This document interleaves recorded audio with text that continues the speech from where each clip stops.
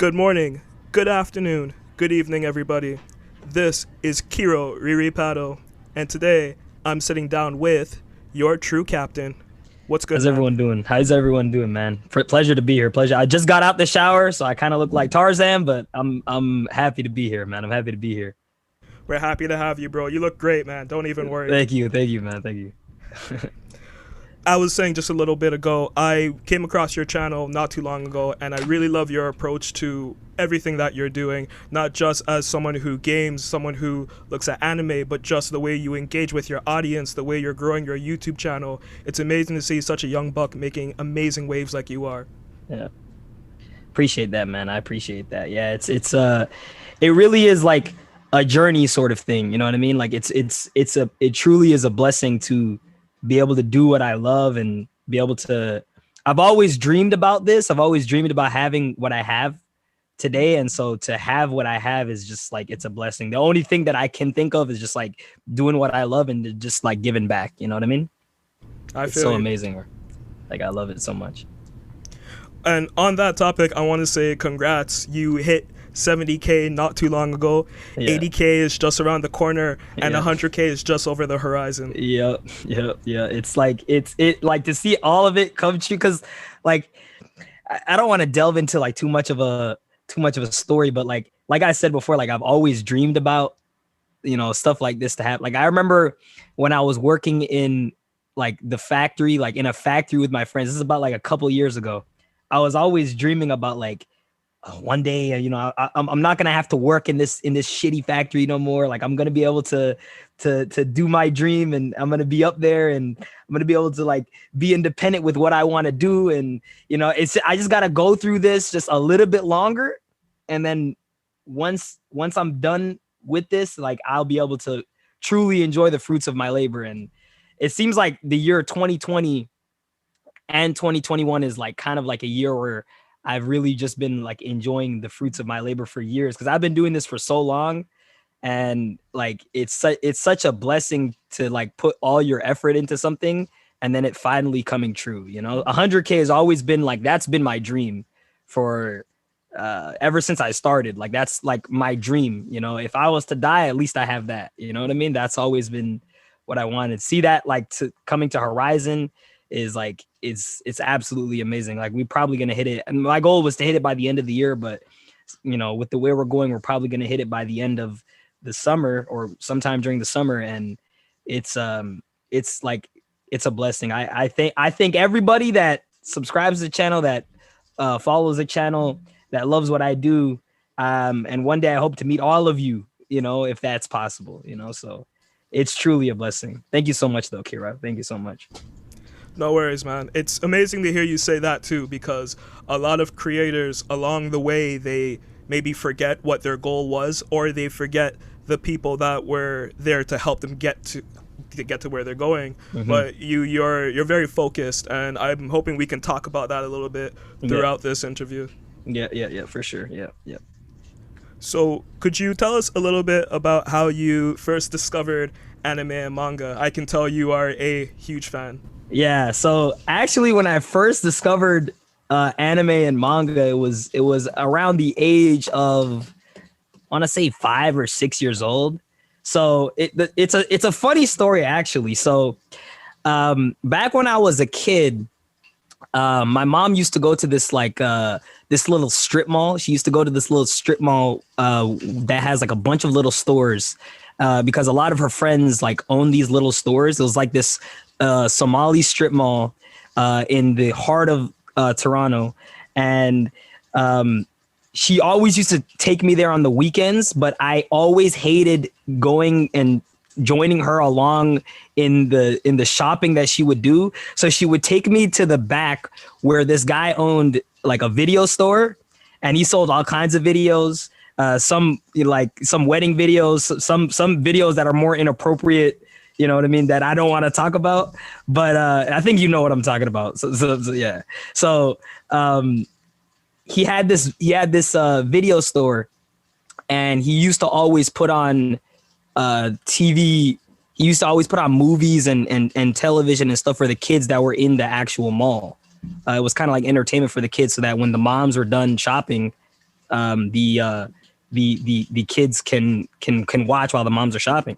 So he typically always put on the movie Lion King, and we one day, like, you know, I got tired. All the other kids got tired. We're like, we need something new, man. Like, we need something that's like that'll make us get out of our seat. Like, what else do you got? Like, we kind of just went across the counter. Like, what else do you got, old man? Like, you know what I mean?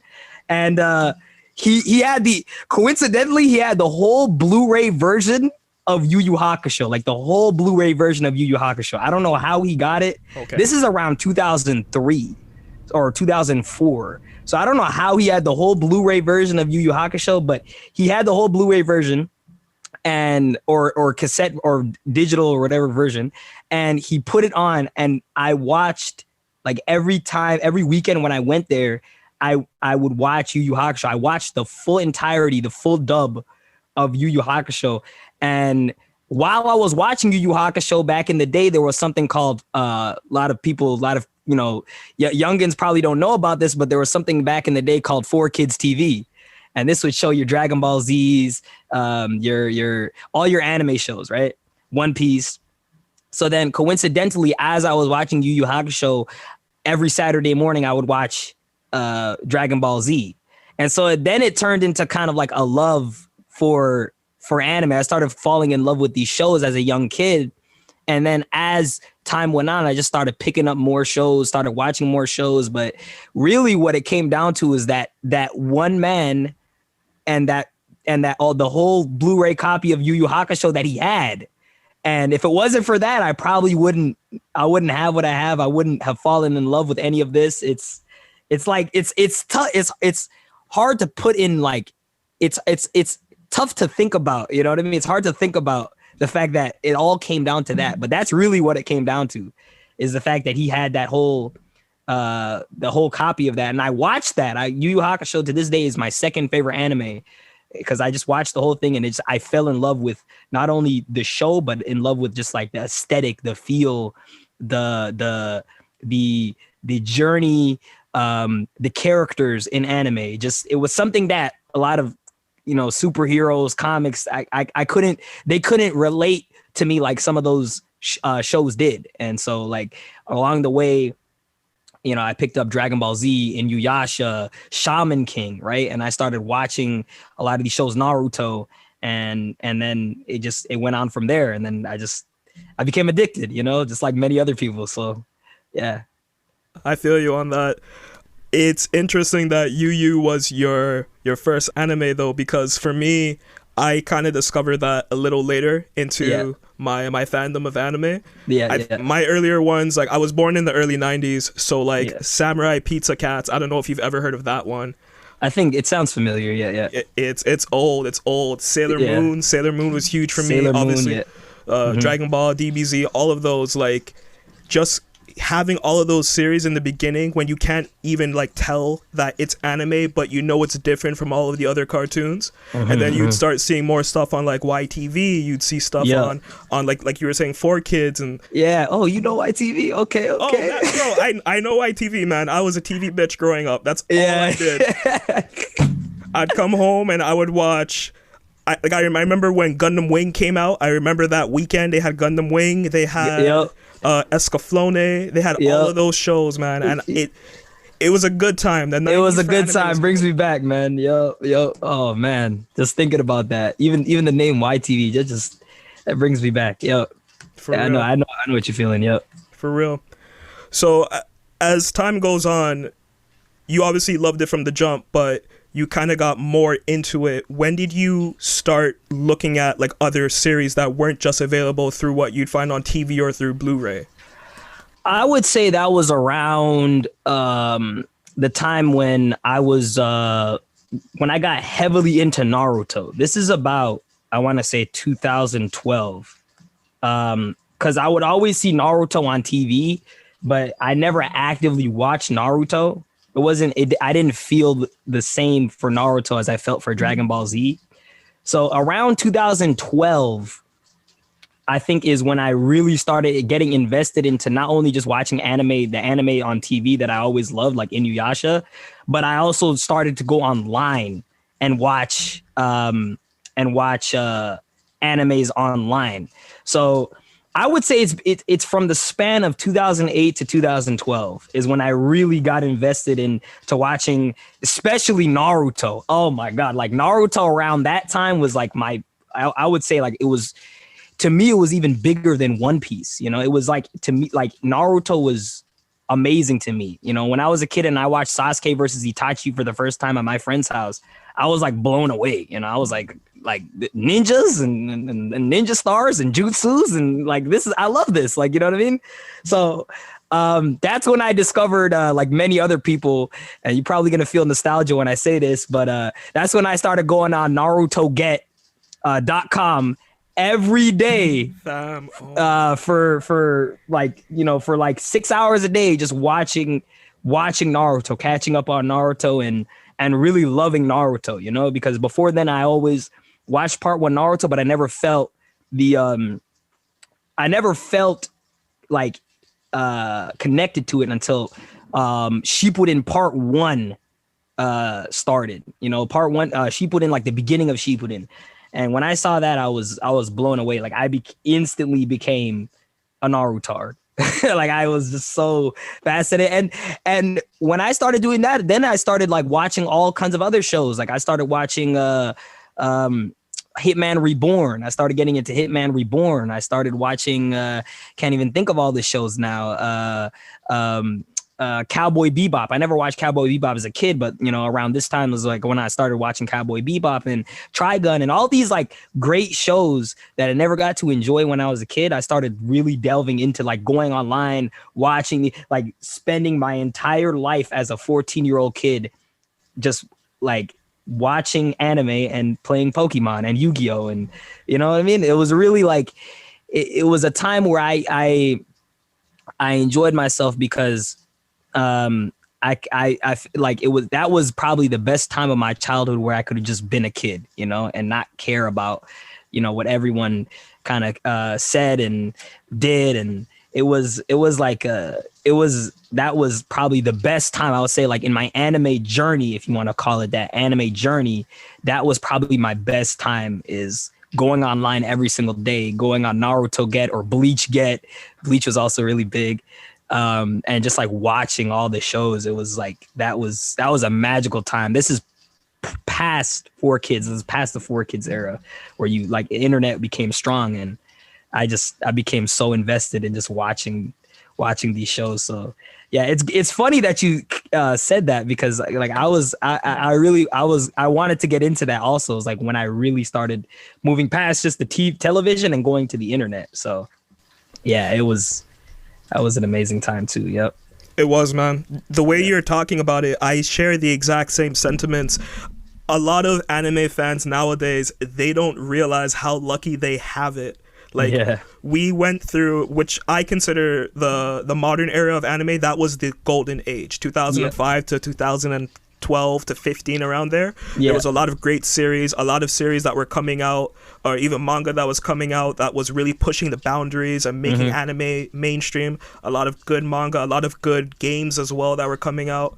Just anime was really booming. Like I love Pokemon, but I didn't know Pokemon would have such a huge impact on me if it wasn't for that era of Pokemon where the game started really pushing the boundaries of like DS. I have a Pokemon grinder. Like I love Pokemon so much. It sticks with me. I'm a huge One Piece fan. I love all of these series from that time, but it's just being an anime fan in that era was so different. You really grew up with everyone else on the internet. You were getting fan subs. You were seeing your first time skip. You were seeing how stories can evolve and how they were so different from what we were consuming with North American cartoons. Yeah, and also like anime back then, you got to remember, like this is back in like 2008. It wasn't as cool as it is now.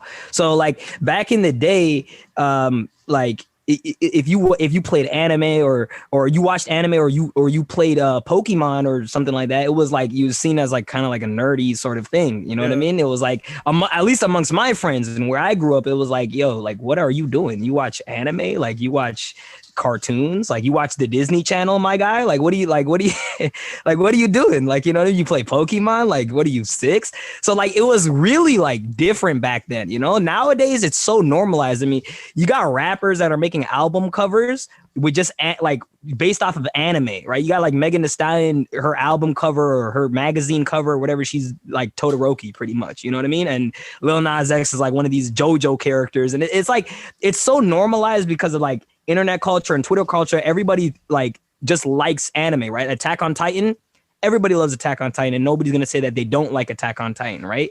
Everybody loves the story for what it is. But back then it was like, it was way different. I mean, the only shows I would say the mainstream like people would appreciate is either Dragon Ball Z and Naruto. But even Naruto was pushing the boundary. You know what I mean? People were like, Naruto ninjas, like that just, you know. But Dragon Ball Z, I would say was probably the only anime that people really respected and everybody knew about, and everybody went like, oh, you watch Dragon Ball Z? Okay, that's cool. But anything else, it was like, it was different. So nowadays, like you said, like I feel like a lot of modern anime fans, like they don't get the kind of the trials and tribulations, you know, 10, 12 years ago, how it was, like 10, 12, 15 years ago, how it wasn't as open. People weren't as open to saying, yeah, I like anime or I watch not. You really had to watch these things in secret. You couldn't watch it with your homies. Well, maybe you could, but you couldn't go to school, for example, and watch, you know, Naruto with like 6 of your friends. It was sort of like a thing where you watched it by yourself or maybe with your brother or maybe with like a friend that likes it. But nowadays it's like everybody just comes together and watches anime. You go to the movie theater, you know, when Dragon Ball Super Broly came out, you know, you see everybody going to the theaters to watch it. It's like, so it's way more mainstream and it's way more accepted nowadays. But I agree. I would say between 2005 to, I want to say about 2012, around the time Sword Art Online came out, and kind of just like, I feel like around that time it kind of just went down a little bit. It's still good, but you know, like the culture is still good to some degree. But I feel like the people, like people's appeal to, or their perspective towards it have changed, you know what I mean? And the different shows appeal to a different group of people, which is not necessarily a bad thing, but it's just really different for somebody like me and you know what I mean? Yeah, I feel you. Yeah. It's funny you say the thing about the DBZ movie. That was the moment when I started to feel disconnect from this era of anime, because I was going to STC, and I remember seeing like a lineup of people by the theater. Scarborough Town Center, for people who don't know. It's a mall in my city. And I saw like a lineup of people, and I'm like, okay, like what movie's coming out? Because like I love movies. I'm always in STC, and they were talking about like DBZ, the new DBZ movie's coming out, and I'm like, what? And the people in line, it's like that kind of lineup, and the people in that lineup, that wasn't the lineup that I was familiar with from Anime North. That wasn't the lineup I was familiar with from like CN Anime, and it was so long. And now it's like, that's so common. Like you have Demon Slayer coming out and everyone's hyper excited for it. I have friends who used to tease me about me watching like Hayuri or Lucky Star or Claymore that are talking about how sick Demon Slayer is. And it's like, you love to see it, but it's just so peculiar how culture has shifted so much over time. But I also feel that like, in a sense, like people like you and like the content you create, you guys have contributed to normalizing anime as well and continuing that normalization. I wanted to actually ask you, but before we get deep into that topic, you're also big into games. Was gaming part of your upbringing as well? Yeah, really, gaming for me was like many other people, like it was an escape. I started gaming even before I was playing. I was watching anime. So it's like, you know, back in the day, this is around. I think I got into gaming around 2002, like when I was like around 4 or 5 years old. And I remember my neighbor had a Super Nintendo. She had a Super Nintendo and she had a Super Mario World on there. And that was really my first interaction, because before then I would just like watch TV or whatever. And then when I played Super Mario World for the first time as like a 5-year-old, I was like, whoa, you can control the TV, like, so it's like, then I started going like, oh, okay, so I want to get into this. Back when I was a kid, obviously we didn't have a whole lot of money to, back when I was younger, we didn't have a whole lot of money to afford like expensive gaming consoles. So I remember my dad got me a Game Boy at first. And this is where I really started loving Pokemon. And I would play Pokemon. And back in the day, there wasn't no internet connection like that. It wasn't no Bluetooth. So you had to get the link cable to play with somebody else. I remember on the block, we used to always either play Pokemon, Yu-Gi-Oh! Yep. And from time to time, we played Beyblade. But for the most part, my favorite games to play were Pokemon and Yu-Gi-Oh! I liked Pokemon. That was like I would say that was my thing. I was really good at that. Yu-Gi-Oh! Not so much. That was more of my older brother. He was really good at Yu-Gi-Oh! To this day, I don't think I could beat my older brother at Yu-Gi-Oh! I don't know if he's been practicing anymore, but back in the day, my older brother was was very good at Yu-Gi-Oh! And so then everything sort of escalates because like from Yu-Gi-Oh! Then you start to discover the anime, and then you start to discover so much more things, and you start to play other games, right? So and then but I'm getting a little bit off track. My bad. I went on a tangent for Yu-Gi-Oh! It's all good. But yeah, when it comes to games, it kind of was like an evolution for me. It was like I had the Game Boy, and then for my birthday, my dad got me a Nintendo 64. And games back then were cheaper, so it wasn't it was still expensive for us, but it wasn't as expensive as kind of the consoles now. Like a PS5 now is like almost $1,000. So he bought me a Nintendo 64, and I remember playing Mario Kart. That was probably my favorite console. Is the N64. I played Mario Kart, Super Mario 64, Star Fox 64 is arguably my favorite game, one of my favorite games of all time. Same. And so it went from there, and then my aunt bought me a PS2, and then once I got the PS2, I just after that it was kind of just like it just took off. Like I just fell in love with games, with the depth of how games and gaming culture is. Like I fell in love with games like Metal Gear, played Crash Bandicoot. I played Ratchet and Clank. Ratchet and Clank was one of my favorite games. Ratchet and Clank and Sly Cooper, Jack and Daxter, all these games on the PS2 era, I fell in love with them. And ever since that, I would say ever since the PS2 and playing all these different games, getting immersed in these different games, that's when I really considered myself like a gamer. I would dedicate myself to playing games. Wasn't anything like I was going to create a YouTube channel or anything like that at that time, but it was like, because YouTube obviously back then didn't exist, but it was like, that's when I really felt like, okay, I have a connection to this. Just like I kind of have a connection to like these shows that I watch, so it was gaming for me. I hold it just as dear as kind of like anime in a way. You know what I mean? It's a very intricate part to my life. And, now that I kind of play games kind of for a living now, it's kind of a little bit different, but it's a lot of the same feelings that I have for it as a kid. The stories that it told, I try to tell those stories in the kind of like what I make, so it's I'm glad that you brought a game. Like I love gaming to this. I think I'll always love gaming until I die, like I think I'll always love it and the things that they're able to create. So yeah. Gaming has brought me, and Yu-Gi-Oh as well. I want to mention I'm a huge Yu-Gi-Oh fan because that's technically gaming too. It is. Yeah. That era of like Yu-Gi-Oh, PlayStation 1 leading into PlayStation 2, like I liked a lot of driving games, so like Need for Speed and Midnight Club. I played that, but then my friends were into like shooters, and like I also played RPGs as well, so like we would all have like a game and we trade games with each other, and it was amazing to have that sort of community. Again, like gamers today, they don't know how lucky they have it. It was so different back in the day, but the bonds that we created through talking to other people who had an interest, even if it wasn't the same console, but if they had an interest in games, those bonds were so strong. And we'll talk about that. I want to talk about Jump Force as well. Jump Force. We'll come to that in a bit. Yeah. But you mentioned that this was all before YouTube. what led you to YouTube? Even before you were a YouTuber, something must have inspired you to start creating on that platform.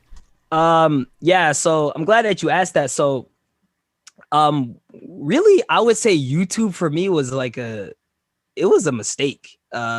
Because when I was I didn't really intend to make like YouTube videos, to be a YouTuber. So back when I was this is back when I was about 16, 17, when I was about to graduate high school. And so when I was in high school, I was I was always known as kind of like an editor. I was really good at in media arts class. I was really good at editing.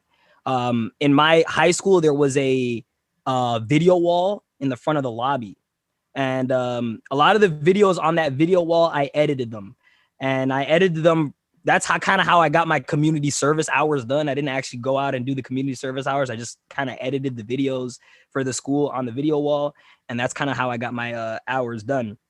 So I was always a good editor when I was in high school. Um, Photoshop and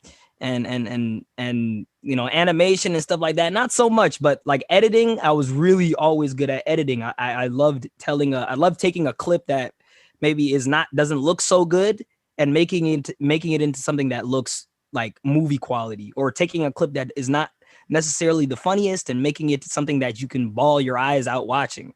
Right, that's always what I enjoy doing. I like that aspect of tweaking something to your to the point that you love it.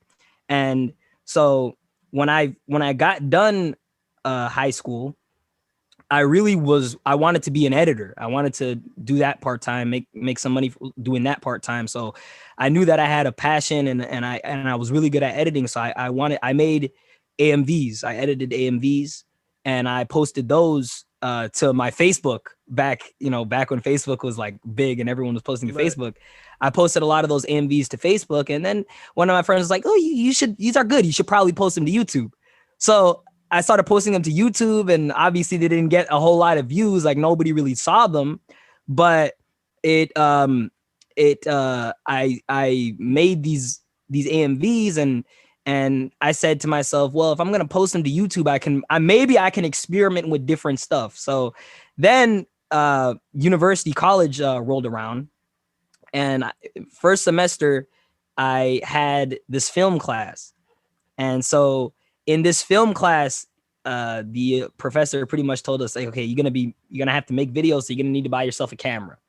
And I was like, camera. I looked online on how much a DSLR was, and I was like, because around this time, this is the brokest I've ever was. Like, this is broke captain at his peak. You know what I mean? I was so broke, paying for the tuition and paying for the books and all that. I had no money to buy a camera.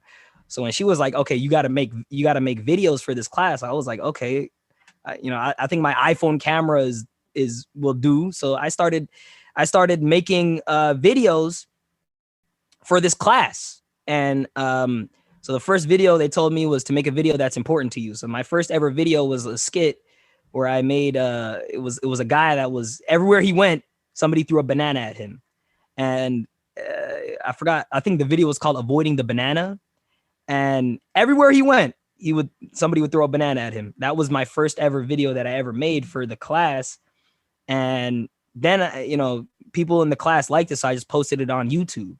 And I even when I posted it on YouTube, I made like an extravagant trailer for it. Even I made an extravagant trailer that was like extremely cinematic. And a lot of my close friends at the time, like in high school, that I graduated with, were like, yo, like, this is really cool.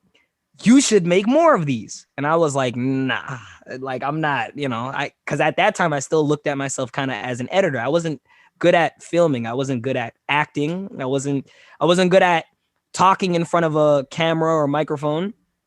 I was good at being the guy behind the scenes, making everything look good. And so when people told me that, I was like, oh, maybe. So then I just kept doing assignments for this class. And as I was doing the assignments, I would post them to YouTube, and people would, some of my close friends, family would watch them. And then it was around 2017 that, there was a bunch of people telling me, like, yo, you're really good at this. Like, you can really do something with this. And around the beginning of, I would say, 2017, where I decided, yo, let me actually buy a camera, and I kind of like doing this, so let me do this. And it was shaky. Obviously, it's always shaky at first, but then eventually you start to pick up. So I started out with making skits. They didn't really work out, but then I decided, let me make a gaming channel around the time that Jump Force was announced.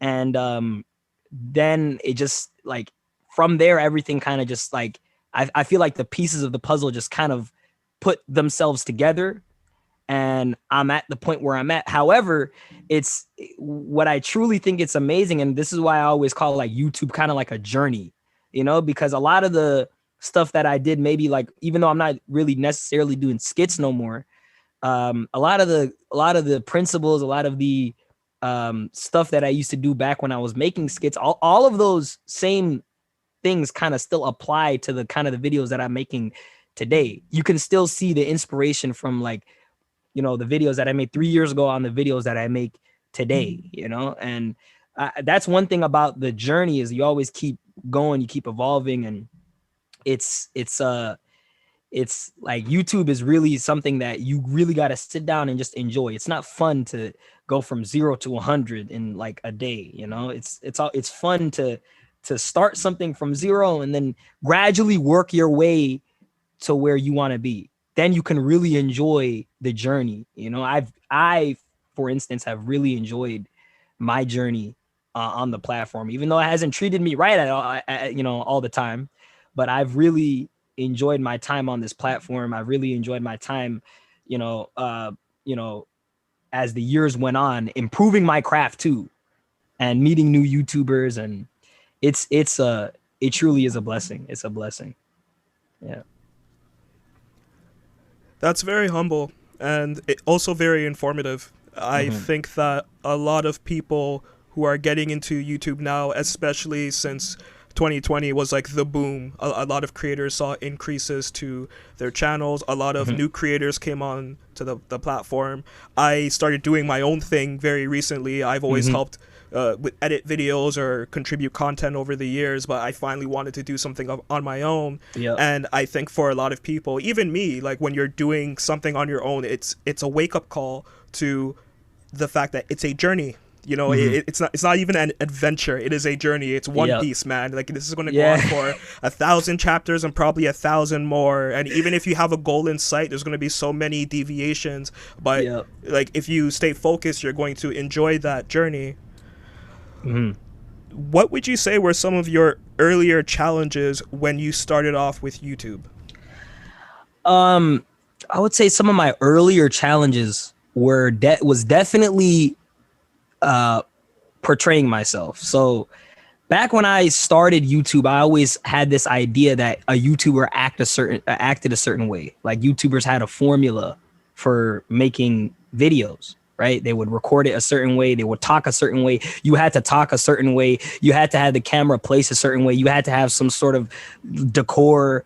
You had to, it's kind of like a commercial. Like, I always looked at YouTube as, like, kind of like a commercial. Like, you had to do certain things certain ways. And I would watch certain YouTubers and see how they talked and how they did stuff. And I was like, okay, I have to mimic that. And then I realized that like, doesn't make great videos when you try to mimic somebody else in the way that they do things. And it was that is when I realized that it became hard, because now it's like, okay, now I can't mimicking. I know mimicking doesn't work, but how do I come up with my own style of creating videos? How do I come up with my own style of editing videos? I always was under the assumption, if I acted a certain way, if I portrayed myself a certain way in a video, like somebody else, maybe like PewDiePie, for example, PewDiePie fans would like my videos. And obviously PewDiePie was the biggest YouTuber at the time. So I was like, okay, this makes sense. This is the formula. If I edited my videos like how, I don't know, I'm Dante edited his videos, then a lot of I'm Dante fans would come to my channel. That was my mindset. It took me so long to realize, it took me months, maybe even like a year or so, to realize, like, that doesn't make great videos. What makes great videos, what makes you a great video creator is being able to have your own style and putting your own spin on things and showing people that you yourself are different from what other people are, you know? And I feel like a lot of smaller content creators, smaller video people that make videos, YouTubers, even Twitch streamers, they fall into this trap where they try to kind of be like somebody else instead of trying to find their own sort of their own passion, their own sort of way of doing things. So that I would say was a very troubling. That for me, that was very hard for me. But I would say probably more than that was probably like early on, the hate that I was getting, man, was like terrible. I mean, like, Really? yeah, it was. So when I first started doing YouTube, obviously there were people that were like, yeah, bro, you make great videos. Like a lot of my friends, people that I went to high school with, like, yo, you make great videos. But then there were the people that were like, yo, what is this guy doing? Like, what is this guy doing? Like, what? You're making a video where somebody's throwing a banana at you? Like, what is wrong with you, bro? Like, what? Like, there were literally people that were like DMing me, right? Going like, and some of these people, I knew some of these people, they're like, what is wrong with you? You look stupid making this video. What are you doing? And me, I was just having fun with what I was doing and I wanted to start something new. Some people kind of looked at that as like a way like to get at me, like vulnerability. And so early on, like when you're a YouTuber and you kind of you either don't get like, well, me, I never really had the problem of not getting traction because I was just doing it for fun.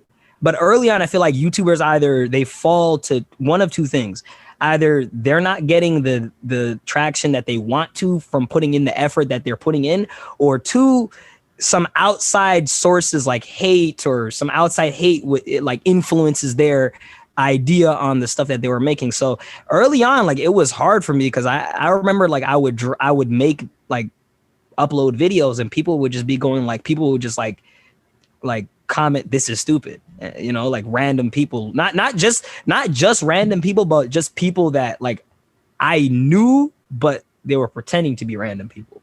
And it was like, it was early on, like that almost, I don't want to say that made me want to stop, but early on that really kind of hindered me because I would always in the back of my mind, I would always go like, yeah, it's not too late to just stop doing this. Like nobody's ever gonna go like, yo, bro, like it's not like I've built an empire. It's not too late to say like, okay, I'm done with this. I just did this for fun, made a couple of videos and that's it, but I'm happy that I saw it through and eventually I saw a vision. And so when, eventually when I saw that vision, all of that negativity from people that would come kind of just raining on my parade just went out the window. And I just started focusing on this one vision. It didn't matter if you saw the vision that I had, because I've had this vision for a long time. It didn't matter that anybody saw the vision that I had. It just mattered that I saw the vision. I saw the light at the end of the tunnel, and I knew like in a couple of years this is what this is gonna be.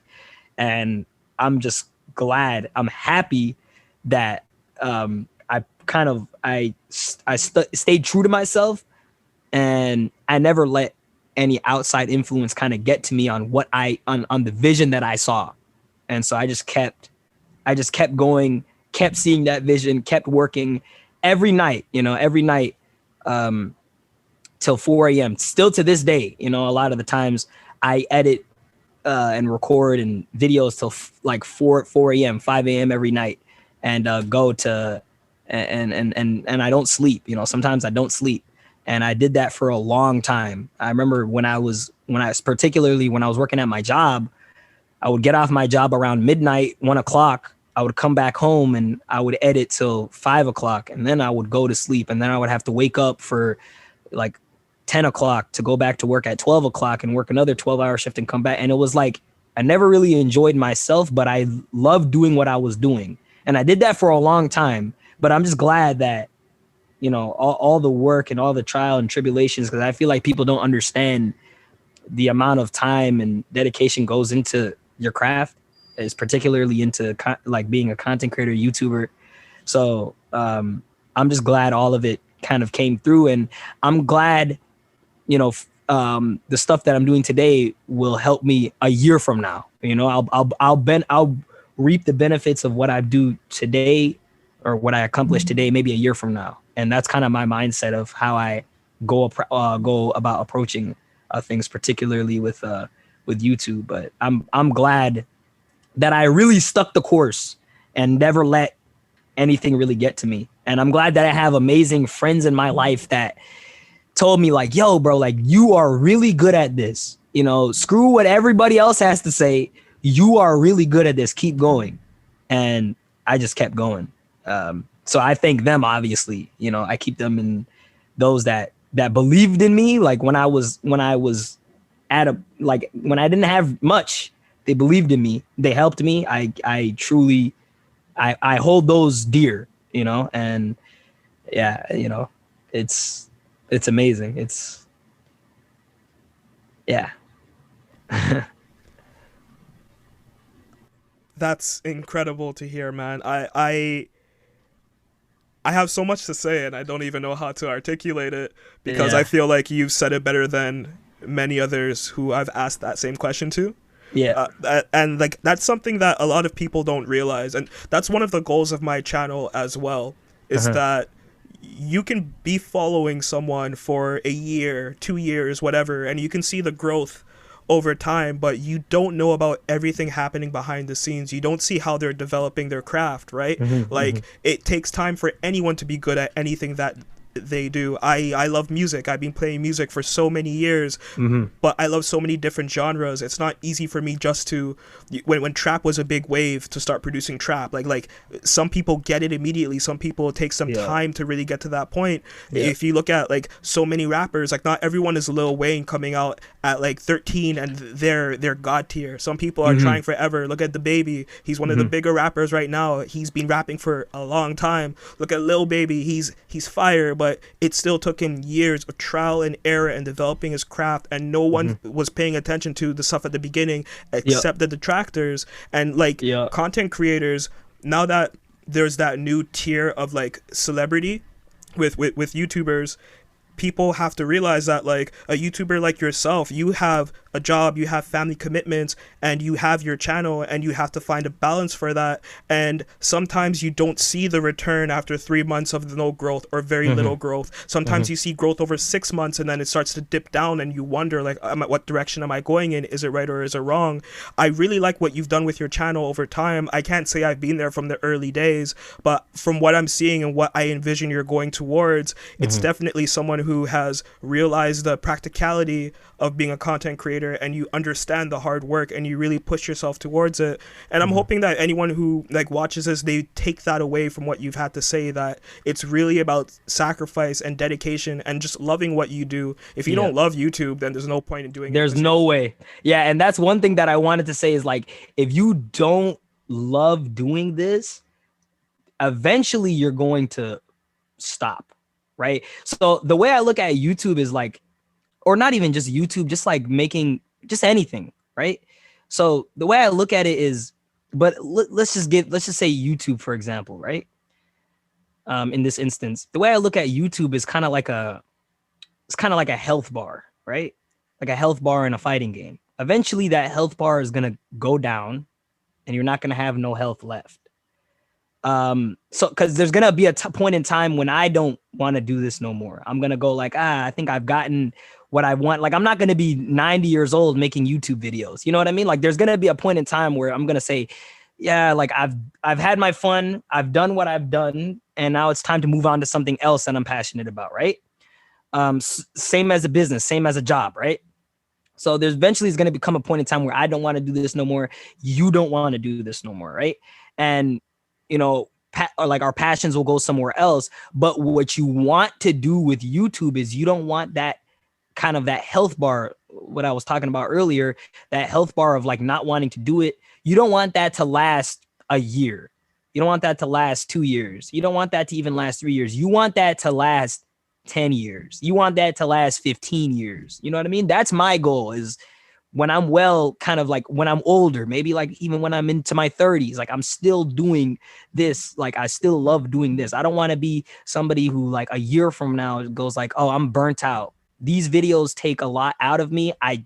You know, the honest truth is the fact that I don't really like doing these videos. And so like, it's taking a lot out of me and I don't want to do it no more. And the thing is like, when you truly don't love doing this, when you truly don't enjoy doing this, you're one of those people that are a statistic of YouTube burnout, of saying like, yeah, I don't want to do this no more. And I've had countless friends on the platform that are just kind of like, you know, they like, I was making videos with them a couple years ago, and now they're kind of just like, they're kind of gone. Not to say that they didn't love doing it, but that's just to tell you like YouTube burnout is a big thing, you know. And it's kind of like, you really want your time on YouTube not only to be a memorable one, or just like on Twitch or wherever you're on, you want it to be a memorable one, but you also want it to be something that lasts a long time. You know, I want my YouTube, I'm about 3-4 years into doing YouTube, but I want it to last like 10 years, 11, 12 years. So in a grand scheme of things, like I'm still at the beginning of my journey, because I really want this to last a long time, however long it's gonna last, until I finally say, yeah, I'm tired. You know, I got a passion to do this.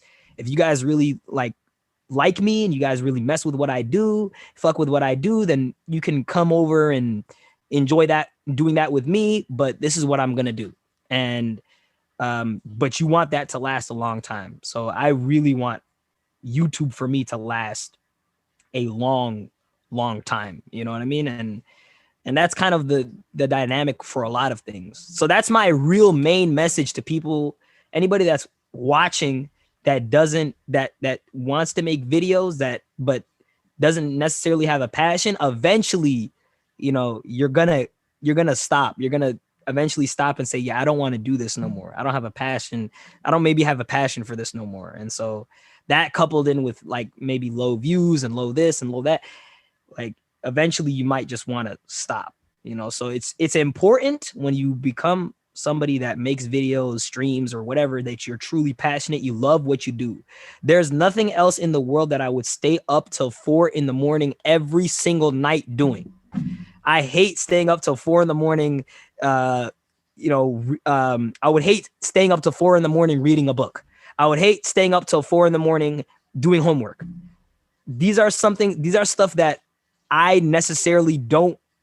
I feel like I would have to force myself to do these things. But with YouTube, it's like I stay up till 4 a.m. doing it because I love doing it, right? Like you just put on some music and you just you jam and you just enjoy what you do, you know. That's how I look at it, you know. Maybe invite a couple of friends over and you just it's kind of like a party. It's fun, you know. That's my outlook on it. And so it's the way I look at it is I feel like you really have to dig deep within yourself and say to yourself, do I really like doing this? What am I doing this for? If I'm doing this for money, fine, you can do it for money, but eventually you're going to want to just stop. Eventually, maybe someday you're going to go like, oh, there's a better way to make money. So I don't know. I'm not going to stream, I'm not going to make videos, I'm not going to do nothing. You know what I mean? So it's very important that you have a passion for what you do. And then it's obviously okay to take breaks from time to time, but it's very important that you have a passion for what you do 100%. Feel you. Yeah. Let's get back to anime for a bit. Mm-hmm. What are some of your favorite series today, and what manga are you reading, if any? Like new gen series or like series of all time? Let's do both. Okay. I would say probably my favorite anime right now, like new gen, it's very hard. It's either between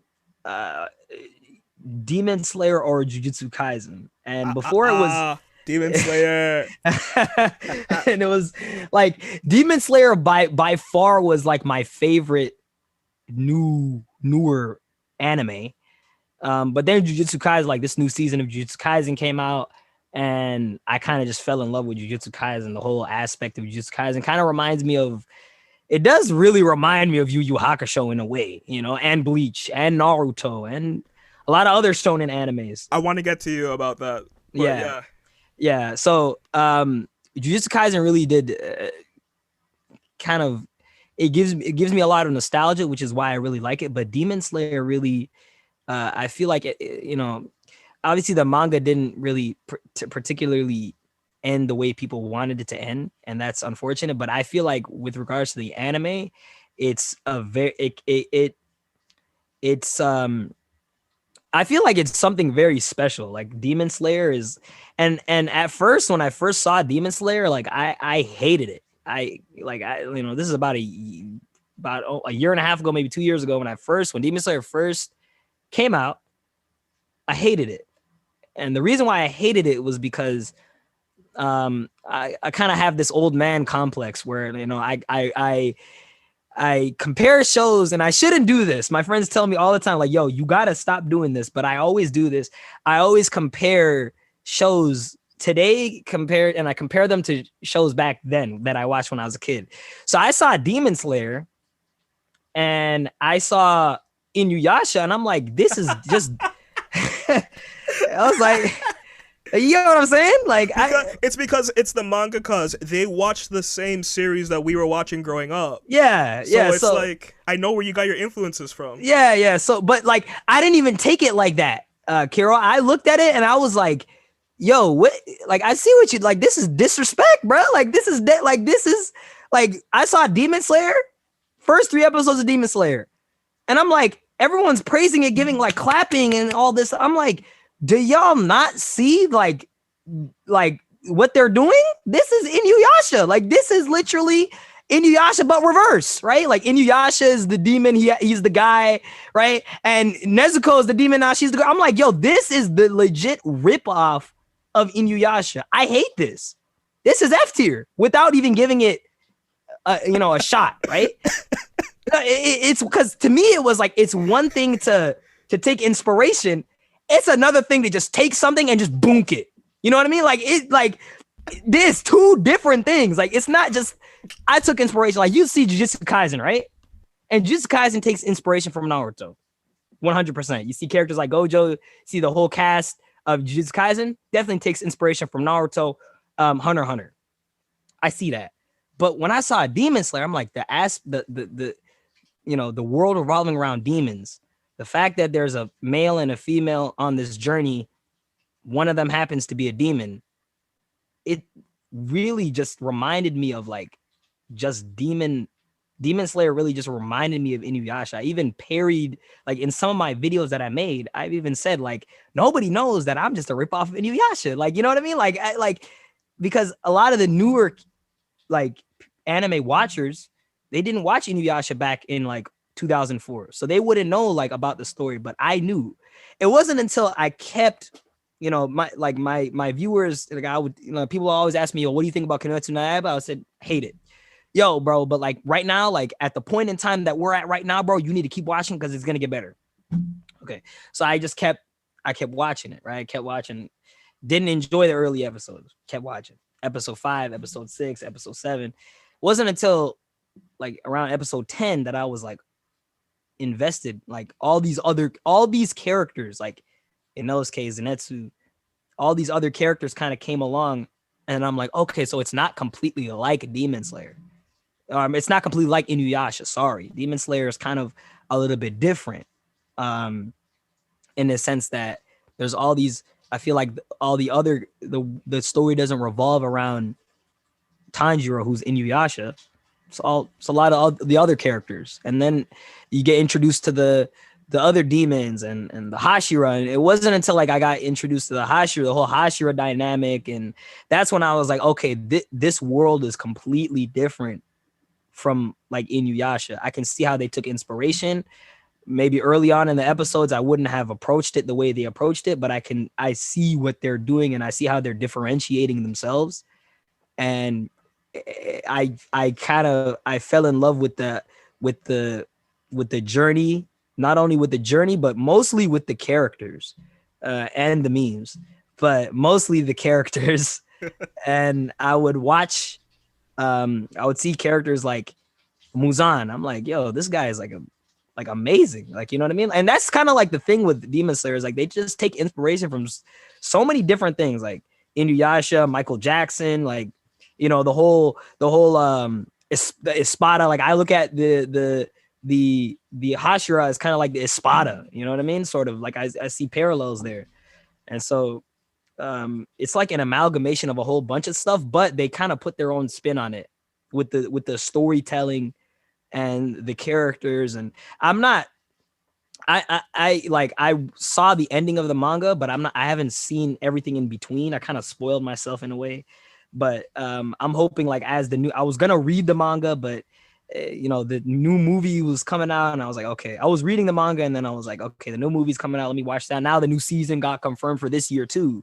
So I'm like, okay, it's better that I just wait, you know, just be patient. And yeah, Demon Slayer is definitely like up there. Between Demon Slayer and Jujutsu Kaisen, though, I probably still give it to Demon Slayer. I want to give time for Jujutsu Kaisen to mature, and see how it goes from there. Because I definitely see Jujutsu Kaisen as more of like a Yu Yu Hakusho, like a sort of Bleach. It reminds me of my childhood versus Demon Slayer kind of reminds me of one aspect of my childhood, which was Inuyasha, you know? So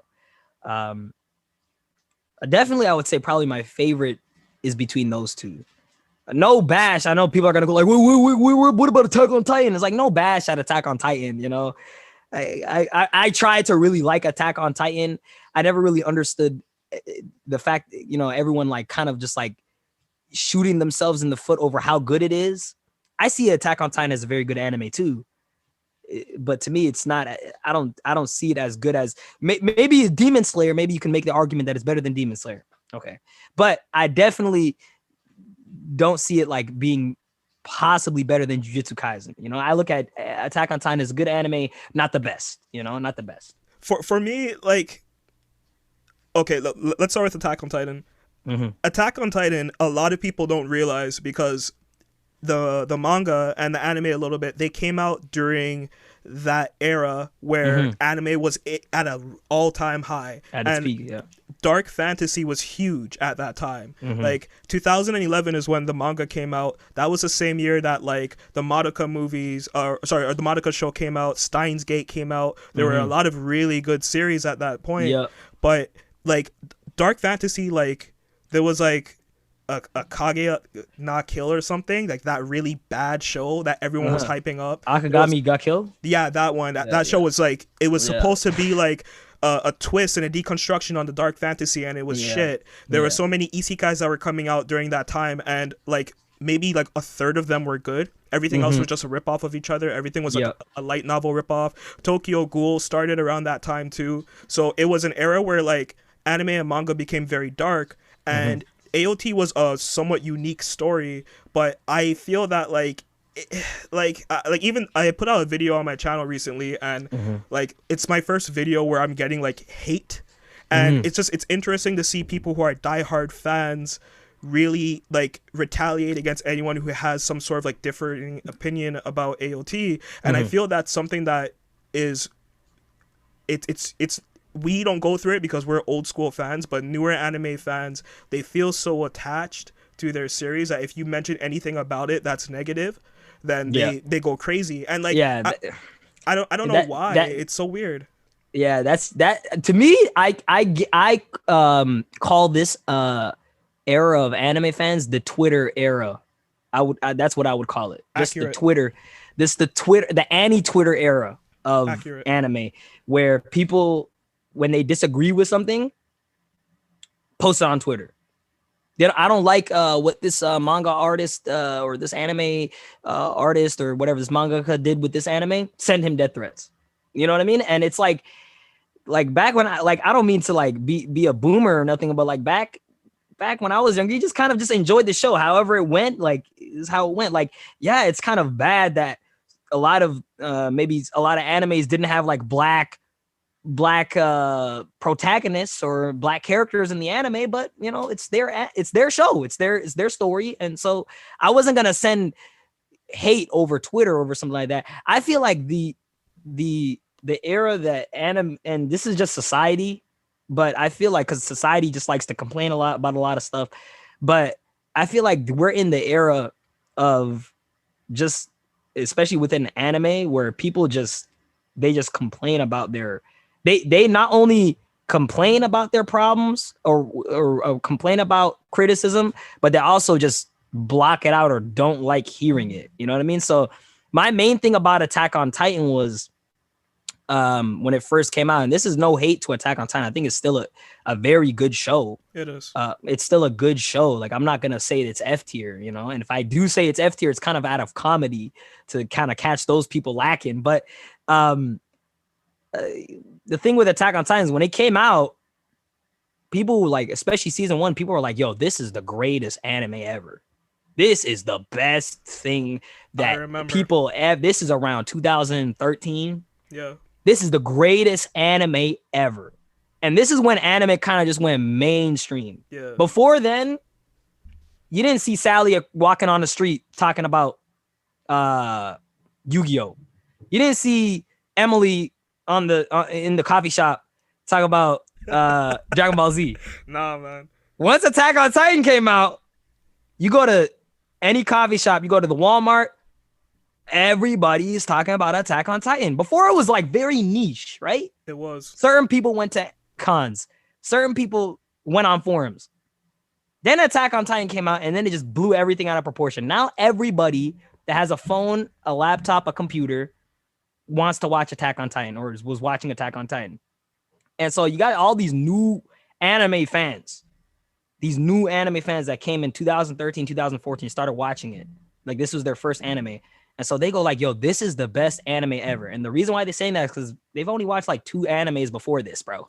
Like, we're being honest, probably the only shows that they've watched, maybe Death Note, maybe Dragon Ball Z, and then Attack on Titan. Yeah. So it's like they didn't really watch a lot of the old shows. Not to throw shade at Attack on Titan, but when people were like, "Yo, this is the best show ever," you put in a bar up there. So when one of my friends from school was like, "Yo, this is legit the best anime I've ever watched. You need to watch it." It's like, okay.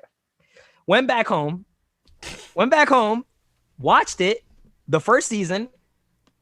And the problem is, I feel like the people set the bar so high that I watched it and I'm like, is that it?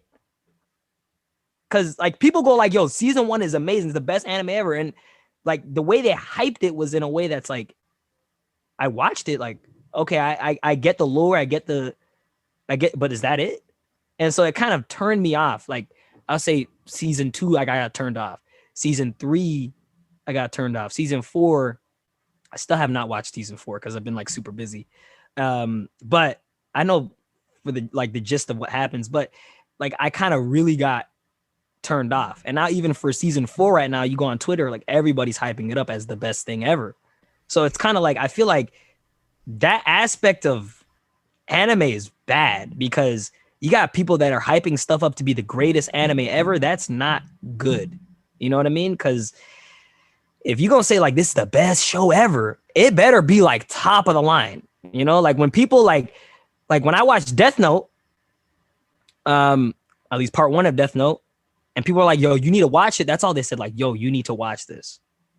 They didn't say it was the best ever, but they said like, "Yo, you need to watch this." But I feel like this era of like people going like, "This is the best ever, that's the best ever," they set the bar so high and then your expectations are so low.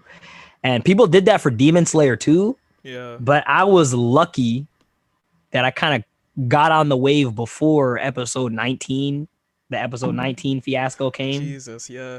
And people were going like, "Yo, this is the best anime ever." And I was like, oh, come on. Like, I've seen so many anime scenes better than that. Yeah, there's so many anime scenes better than that. Like, there's so many like narratives. There's so much, like, obviously the cinema, like the actual the production of the anime, choreography of the scene, very good, very well done. But that's not to take away from like other animes, like other shows that have done some similar stuff that have that, right? Like, you know, Shaman King. Like, I'm a big Fist of the North Star fan, so there's a lot of times in Fist of the North Star, even though it's like an old show, where like you get connected with like scenes like that, you know. So it really annoys me, and you kind of see the same thing with Jujutsu Kaisen now too. So it really does kind of annoy me when people kind of just put like blast and say like, yo, this is the best ever. People really got to understand when you say like this is the best thing ever, people are going to go in with the expectation this is the best thing ever. And if it's not the best thing ever, then you're going to go like, yo, this is trash. So maybe if people didn't hype up, like maybe the Fine, because I remember the Fine Bros, you know, those teens react. Those dudes, they were making the teens react to Attack on Titan. These kids were going like, yo, this is the best anime ever. I'm like, okay, I gotta watch this for myself. And when it wasn't the best, I started going around, yo, this is not good. Like this is, and people are going like, what are you talking about? This is good. Even though it was really good, season 1 of Attack on Titan was good. But I was expecting more because people were going like, yo, this is the greatest thing ever. And it wasn't to me, obviously. So no, that's the thing. And you're absolutely right. And I really hope going forward, anime fans understand this. Like, I'll tell you right now, I love Demon Slayer a lot. Demon Slayer is one of my 5 favorite shonen of all time. I personally think it's one of the best manga series amongst all genres within the last 10 years. Yeah. I think it's one of the best things that Shonen Jump has done. And I also think it's one of the few series where it gets progressively better with each arc, even though the ending is a little, it's whatever. Yeah, it's politely putting it. It's a series that you really have to give it time to develop, and you will see all of the beauty in it. And episode 19, if people are saying that this is the greatest scene they've ever seen, watch other anime, because there's a lot greater scenes that will come through Demon Slayer, and there's been a lot of amazing scenes that have came beforehand. Jujutsu Kaisen, I'm going to be honest, I don't like it. I think I know a good series when I see one, right? I didn't like The Wire. I know The Wire is good. I know why it's good, but there are some things I didn't like about that series. When I see Jujutsu Kaisen and I see people hyping it up, I'm reading the manga. I've read the manga twice just to like see what the hype is about. I don't get it. I don't understand why people are hyping it up, because I really do believe everything that people like about it has been done equally as good, if not better, from so many other series growing up. Like, I liked Bleach. I can see so much of Bleach in JJK. And I'm not saying that JJK is a lesser series than Bleach. Bleach had a lot of valleys, but its peaks were so good it made the series entertaining, and you accepted it for an anime that was entertaining. People are making JJK to be like the greatest thing of all time. AOT season 4, the greatest anime of all time, and that's not true. You're creating so much you're creating problematic areas within the community when you're a modern fan claiming that all of these things are the best you've ever seen, when you know damn well you haven't seen more than 10 series. I don't want to be a gatekeeper, but like, I literally have grown up with anime. I've been watching anime since before I even knew what it was. Shaman King coming out, that's an exciting series I think people should be looking forward to. Everyone's writing it off because it doesn't look like it's going to be anything like JJK. Why are you comparing this to JJK? Why is that your barometer for success? Why is Demon Slayer movie have to be the greatest anime movie of all time when it's just like 8 chapters condensed into 2 hours? You have to realize that as a new anime fan, it's okay to be overly excited, but it's the same thing that happened with the JoJo community. JoJo was a big thing for like 25 years before it became an anime, like a long-running anime. Now all of a sudden you have fans that, even though it's a great series, they meme it and they make it seem like it's better than what it is for certain parts. And like, even now, part 6 was just recently announced. Everyone's like getting so defensive of it already on Twitter. It's like, I want to disconnect myself from the community and not even talk about these series. That's not something I did back in the day with forums. Now on Twitter, it's like, I just can't enjoy a series anymore because people are just going to blast it for all the wrong reasons. Yeah, and that's really the problem, is the internet. And I don't like saying that because this is like kind of like what I do is the internet, but the internet has its curses, as its blessings and its curses.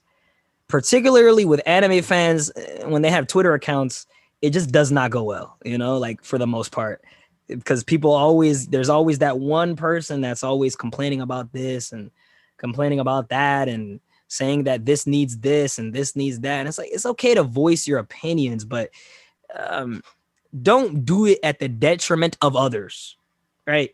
Don't do that at the detriment of others. And don't be a hypocrite also, right? There's like so many anime fans that will go like, for example, like, okay, I brought up Fist of the North Star earlier, right?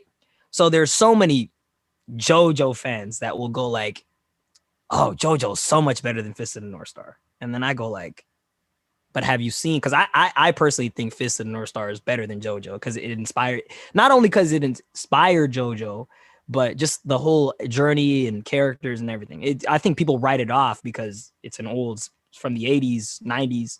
So I think people write it off because of that. But, when I say like, oh yeah, I think, Fist of the North Star is very good, they go like, oh, no way it's better than JoJo. I'm like, well, have you watched? Have you read it? Have you seen it? Do you even know who the characters are? Do you even know anything about it? They go like, no, but it just does not look good. It's like, it looks trash. But then they'll turn around and go like, well, you only watch like a couple seasons of Attack on Titan and now you're saying that it's bad. It's like the hypocrisy. You know what I mean? Like, it's kind of like, I feel like this back in the day was like, you just watched everything. You know what I mean? Like, everything came on TV. You just watched it.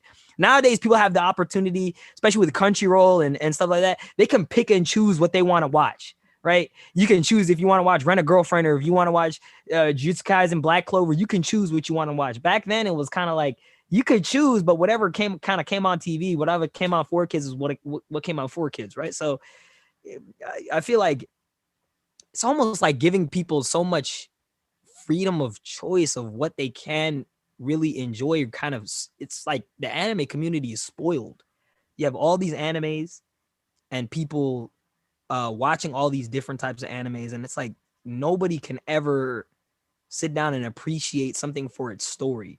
People got to sit down and appreciate things for the animation. You got people that are sending death threats to animators over the fact that they use CGI in animation. That is ridiculous. That's wild to me. That is absolutely ridiculous, right? And then you want to talk about how the anime community is one of the best communities you've ever been a part of, but that is absolutely ridiculous, right? They add a little bit of CGI to their animation. So what, right? So what? I come from a time, well, I don't want to sound like, like an old head, but like back when I was a kid, you kind of enjoyed something for its story, right? And that's why I can enjoy things like Berserk, right? That's why I can enjoy things like Dragon Ball Z. Like, I can go back and watch old school Dragon Ball Z. I can go back and I can watch Trigun, and I can go back and I can watch Cowboy Bebop, because I have a mindset where I can enjoy something for its story versus its pretty animation. But a lot of My Hero Academia fans, they can't go back and watch something like Berserk.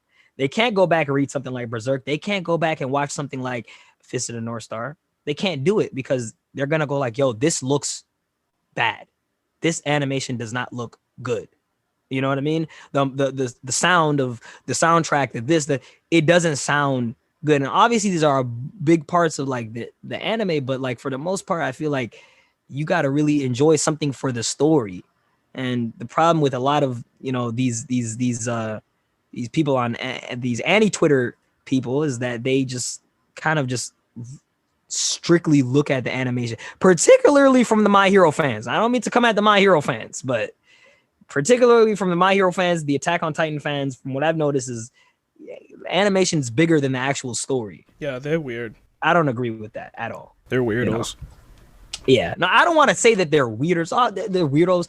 There's like, I have a lot of friends that are big Attack on Titan fans. They're cool, right? And they don't do what a lot of the like anti-Twitter people do. Just like, you got to really appreciate something for what it is, as opposed to appreciating what it can provide, right?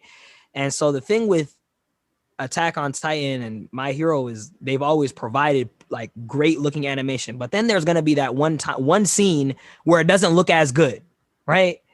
And usually people just laugh it off and meme it, kind of like the Naruto versus Pain sort of animation thing. We kind of just memed it, but we didn't send death threats. We didn't ridicule the whole series just because this one scene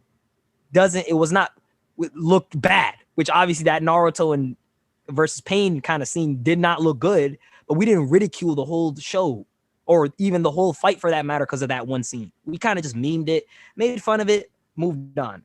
Now you have people that are saying, nah, that Clover's trash because of this one scene that did not look good.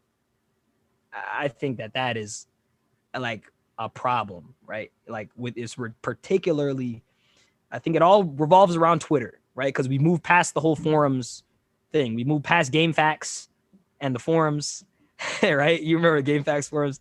Yeah, we We moved past the forums, the game facts. We've moved into the age where the forums of discussing anime now is Twitter.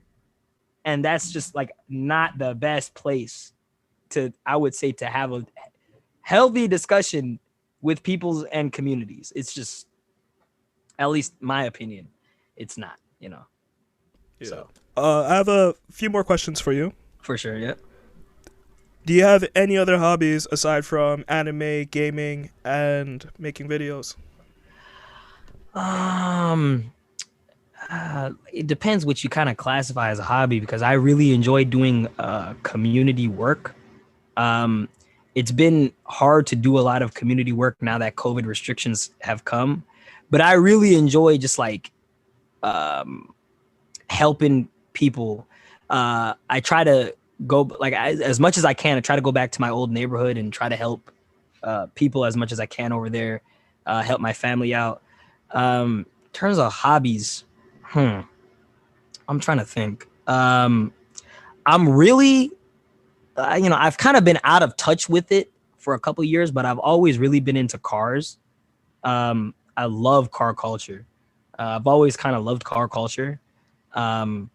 So back when I was like in my early teenage years, I really enjoyed experimenting on cars, working on cars. Now it's kind of like I've kind of felt, I still love it, but it's kind of like I haven't done it as much anymore. But I would say me, I think I have the same kind of hobbies I would say everyone else kind of has. Spending time with my friends, going out. I really like traveling.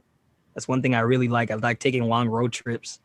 So those are in particular like stuff that I really enjoy doing. But like a lot of people look at like celebrities, or not to say like I don't think I look at myself just like as a normal person, but a lot of people look at like YouTubers or kind of like celebrities and go like, oh, they must have like a lot going on in their life. There really isn't a lot going. Like as I'm doing this interview with you, like I don't have pants on. Like I just got out the shower. Like I'm just a normal person, just like everybody else. Yeah. Like so it's like I would like be like the same kind of interest that a lot of other people have. I would say like, spending time with family, long road trips. Nothing, I wouldn't say anything particularly. Yeah, I would say that's about it. Yeah. Okay, cool.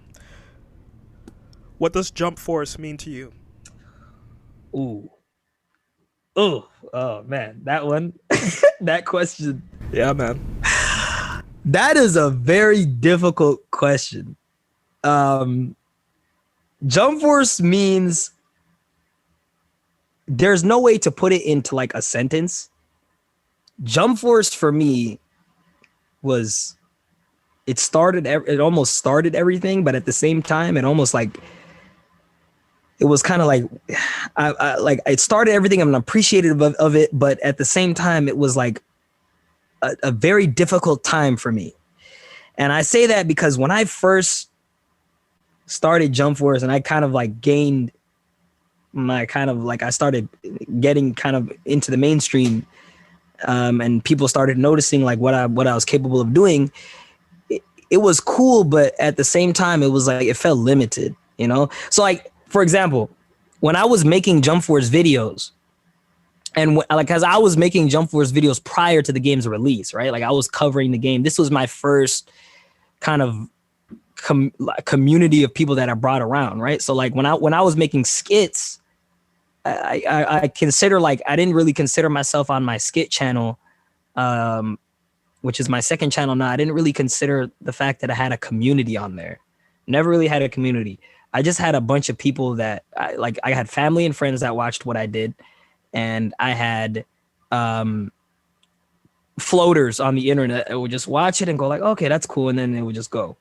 But I never had a centralized community of people that like waited for when I made the next YourTrueCaptain skit. It was always just like people, if they came across it, they would watch it and they would go. And family members and friends would watch it and they would just go. It wasn't until Jump Force came along that I actually built a kind of like a community. of people that would wait for me to stream, wait for me to make videos, wait for me to, you know what I mean? Captain, when is the next video? And it, like that was like that blew my mind. I was like, whoa, I actually have people that like want to watch what I do. So I would stream Jump Force before the game came out. I would stream it every night. I would stream like I call them Jump Force hype streams. And I would play this game called J Stars, which is like kind of like the previous version to Jump Force. Yeah. I guess if you want to call it that. It was an earlier Jump collection game on the PS4 and PS3, and I would play that game and I would kind of discuss Jump Force, or I would kind of just be on the internet, on Twitter, on wherever, and just be talking to my viewers about Jump Force. And I did that, and I built a following. Then Jump Force came out, and I kind of like made videos that I was planning on making when the game came out, and I executed. And you know, obviously, some of the videos that I made, like they kind of went into the mainstream, and I don't want to say mainstream, but they got attention far beyond like what I ever thought it would ever get. And in terms of like, that's kind of like, I would say Jump Force, when Jump Force came out, that is what kind of solidified me within the anime community, right? So, you know, that's when Jump Force came out and I was making my Jump Force videos, that's when Bandai Namco retweeted them. You know, some of my favorite creators, Afro Senju, Papa Berto, right? A lot of these guys, none of them knew who I was until like Jump Force came out, you know? And then once it came out, like all of these people, like all these guys sort of knew who I was. So Jump Force is a blessing because it solidified me in the anime community, right? So you can go around the anime community and say you're a true captain, and people like, I don't know if they will, but like I would assume that people would go like, oh yeah, that name sounds familiar. Versus before then, like nobody knew who I was, right? So it's a blessing because it solidified me within this community, like the anime community, anime gaming community. But at the same time, it was like a curse because like and here's the thing, like I'm forever blessed for Jump Force and the people that like liked what I made for Jump Force, but it was a curse because like the community for that game was like, or not just the community for that game, but just like the community, the anime like sort of gaming community in general is, it left a bad taste in my mouth. It almost felt like a quicksand, right? So like when Jump Force first came out, everybody was hyped for Jump Force. Jump Force was the biggest, best game. Like everybody needs to like get this game. Like it's going to be the best anime game we've ever had, right? People were hyping it up. And I 100% believed in that idea. Like Jump Force is going to be the best anime game ever. Better than Budokai Tenkaichi 3, which I would say people say is the best anime game, right? I'm one of those. Yeah. So a lot of people would say like that's the best anime game ever. People are saying, yo, this is going to be 10 times better than that. I was one of those people that was like, yeah, this looks like it's going to be the best, right? And then it like you start covering the game comes out and everything like that, and it was not the best, and the game died very quickly within a matter of like a month. Like half the player base died on the game. The thing with the anime gaming community is like it's almost like you're stuck. For like a lot of people that make anime gaming content, it's like they're stuck. They have to kind of make anime game, like, okay, you can be very interested in Jump Force, right? But then next month Bandai Namco decides to make a fairy tale game, but you don't care about that fairy tale game. But because you're in the anime gaming space, people are going to expect you to make not only videos but like talk about it and make content about it, right?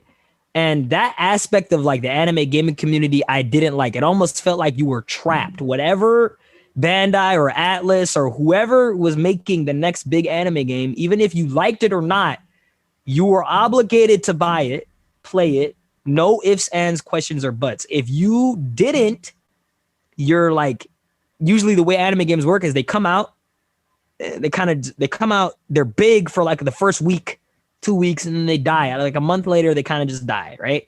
That's typically the only game that I would say kind of stood the test of time really is Fighters. Fighters is really the only game. Fighters is really the only game I would say out right now that stood the test of time and kept its player base, and people still like Fighters. But truth be told, like Jump Force, people didn't even know they released a Tokyo Ghoul game like a year and a half ago, because that game is already gone. The Fairy Tail game that they released less than a year ago. Nobody plays it. My Hero One's Justice 2, very small fan base for that game now compared to when it first came out. A lot of these games do not stand the test of time at all. And that's to do with the way Bandai and all these companies kind of make the games. They make them like as like a kind of like a cash grab. You know, let's make a game. Let's make some hot DLC for like a year, and then let's make a next game, right? The only games that haven't done that, like I said, is probably Fighters and maybe Shinobi Striker, if you want to consider Shinobi Striker. I would consider Shinobi Striker a game that stood the test of time when I thought it was going to die. Absolutely. But the fact that the way that they make the games is in a way that it's very hard to keep your channel afloat. So when Jump Force died and there was really no other anime game, I was kind of like in this predicament where I was stuck. There were no anime games that were coming out. And if there were anime games that were coming out, there were games that I didn't care about, like that Tokyo Ghoul game, for example. I could care. It did not interest me. But I kind of fell in this predicament where it's like, okay, I might have to like cover this game because I'm kind of stuck, right? So there is that dynamic. There's also the dynamic of just the community of people, right? And I feel like this is like a big thing within other communities too, but particularly within the anime gaming community, it's very prominent. So we had a discussion earlier about like kind of like hypocrisy among anime fans, and this in the anime gaming community is something that's like very, very big. So for example, you can make a video about something about Jump. Let's say Jump Force, for example. Let's just use me as an example. I made a video when I was in my Jump Force arc. I made a video called "Please Nerf Madara," and I remember that video. That's one of the first videos of yours that I saw, actually. Yeah, so I made a video I remember called "Please Nerf Madara." Okay, and pretty much the premise of this video was, I kind of clickbaited a little bit because at the time Madara was a DLC for Jump Force. He wasn't out yet, but I made it seem like, oh, please nerf him. So like, oh, is he out now? Like maybe I can see some gameplay. Click. That was kind of like what I was going for, or not necessarily what I was going for, but people had that mindset. So I made this video called "Please Nerf Madara." The premise of the video was to explain the fact that in every game Madara is present in, he is absolutely broken, absolutely busted to the point where it's like you got to ban him from tournaments. You got to ban him from just like casual play because he's just so busted. And when I heard he was getting into Jump Force, I'm like, okay, this man needs to be stopped. Okay, this man. So I was like, please nerf Madara, because I was like, okay, before he actually gets in this game, please make sure he's nerfed. It was more of a video intended towards the developers. So that was the whole premise of the game. Please nerf him before he's actually released, because nobody wants a broken ass character in this already broken ass game, right? Like Aizen was already broken enough. I did not want another Aizen in that game. So that was my premise, and I did it in a YourTrueCaptain sort of way, where I kind of the only way I can tell, like, exclaim myself is in ways that like make sense to me. So I explained that using like little skits at the beginning, and using obviously like a kind of like a ranting tone. Like this is kind of like how I do things. So I did it in a way like a YourTrueCaptain way. I wake up the next morning after I kind of like released the video, and I see the videos kind of like getting a lot of attention. I'm like, ooh, okay. But then I go to the comments section, and I see a bunch of people going like, "Yo, bro, you stupid ass motherfucker, you clickbaited me. Yo, I hate this guy, bro. Like, this is the problem with YouTubers. Like, this is a problem with anime YouTubers. This, that, and the other. You clickbaited me. He's not even out yet. Why are you making his videos not even this, that, and the other?" Keep in mind, my premise for the video was, please nerf him before, if you watch the video, right? Like nerf this man before he comes out, right? Now I can see how you can interpret that as like he's out, right? But that was not my intention. Well, half and half. But I'm gonna be honest. But you got people that are complaining, going like, "Yo, like fuck this guy." Like, there's literally people just being assholes. Keep in mind, this is when I'm smaller. It's about like when I had like about 5,000 to 7,000 subscribers. I was fairly small channel, right? And people are just being like assholes, like, "Yo, this is shit. This is like all this stuff," right? And in the back of my mind, I'm thinking like I really do hate this community, because I feel like, because in the back of my mind, right, I'm thinking, what if people are coming at me for making this video? But what if Rhyme Style made this video, or somebody like Heavenly Controlled? Not to go at those guys, like those guys are really cool people, right? But what if somebody who was like more prominent in the community made this exact same video? Would people be telling him to kill himself? And would people be telling him like, "Yo, you're a trash content creator and you clickbait and stuff like that"? More often than not, people will be going like, "Yo, this was a great video, Rhyme Style, Heavenly, Afro, whatever, whoever makes the video." A lot of the times, if they made that same video that I made and just uploaded it to their channel, people would be going like, "Yo, this video is funny. This video is amazing. Yeah, I get what you mean, Rhyme or Heavenly, or whoever the content creator is that's more prominent in the community." But because you have like a lower kind of sub count, because you have a lower prominence in the community, people use that as an advantage to go like, to dog on you, to go like, "Yo, this is trash. This is this is that. This is why you're never going to be a bigger content creator. This is why people use that." And within the anime gaming community, that is a big thing. That's a big problem, a huge problem, where people make certain videos, but then other bigger people make those same videos, and these same people that watch both videos have a problem with the smaller creator, but don't have a problem with the bigger creator. I've noticed this in my time on YouTube, in my time in the anime gaming community, in my time in the anime community, where people like used to dog on me, like when I was smaller, used to dog on me, telling me, "Yo, this, that, and the other." And then all of a sudden, these same people come back and go like, "You're my favorite YouTuber." And I'm like, wasn't it like 5 months ago where you told me like this is trash, this is trash, this is trash? Now all of a sudden I'm your favorite YouTuber, right? It's kind of like, that's a big problem within the anime gaming community. And it really annoys me, because I have a lot of friends within the community, and you know, obviously there's not a lot of big anime games out right now. So, or not a lot of big anime games that were announced right now, like right currently. So a lot of them, they've kind of either moved on to other things, or they're kind of in their sort of vacation arc, if you will, right? And they're kind of like a little filler arc. But I can imagine like if Bandai decides to make a Jump Force 2, or if Bandai decides, or whoever decides to make the next big anime game, it seems like the Demon Slayer game is going to be the next big anime game.